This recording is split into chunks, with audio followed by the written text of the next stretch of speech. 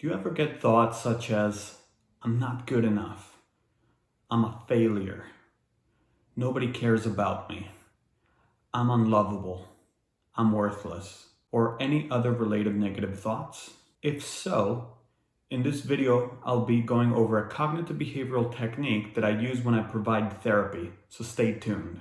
Negative thoughts can largely influence the way we feel, and we know this. So often we try to distract ourselves from these negative thoughts with activities such as playing video games, shopping online, having a nap, resorting to substances, or any sort of distraction method. Distracting ourselves is a good short-term solution, but not a good long-term solution. So the aim of the following technique is to provide a long-term solution from these negative thoughts. Disclaimer: this is not medical advice, so use this technique with the help of a therapist, and remember to use this technique as a supplement to therapy, not as a replacement of therapy. This technique is called finding the evidence. The first step is to identify the negative thought or the meaning behind the negative thought. An example of this would be, let's say that somebody gets a bad grade on their math exam, and they have the negative thought of, I did poorly on my test. This could seem like a reasonable thought on the surface, but perhaps the meaning behind the thought is, I'm not good enough. So it's important to identify the negative thought or the meaning of the negative thought with the help of a therapist. Next step. There's a reason that you're having the negative thought, and if it's bothering you, there's probably some truth to the negative thought. So you want to identify the evidence that proves that the thought is true. Using the previous example, the person that identified the thought, I am not good enough, would gather all the evidence that proves that the thought is true. So the person might say things such as, I don't get good grades, I don't have a good job, I don't make a lot of money, and any other evidence that proves that the thought is true. The next step consists in summarizing all the evidence. In this hypothetical example, the summary of all that evidence might look something like this. I am not where I would like to be in life. Keep this summary in mind as we will need it later.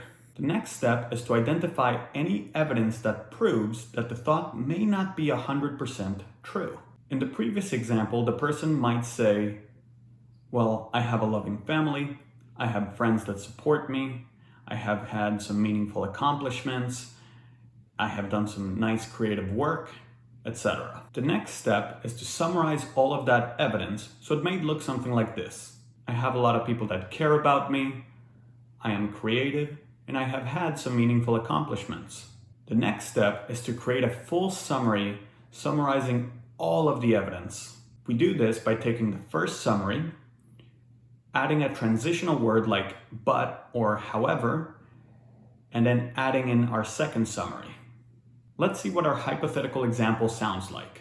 I'm not where I would like to be in life, but I have a lot of people that care about me, I'm creative, and I have had some meaningful accomplishments. This person has reframed their initial negative thought of, I'm not good enough.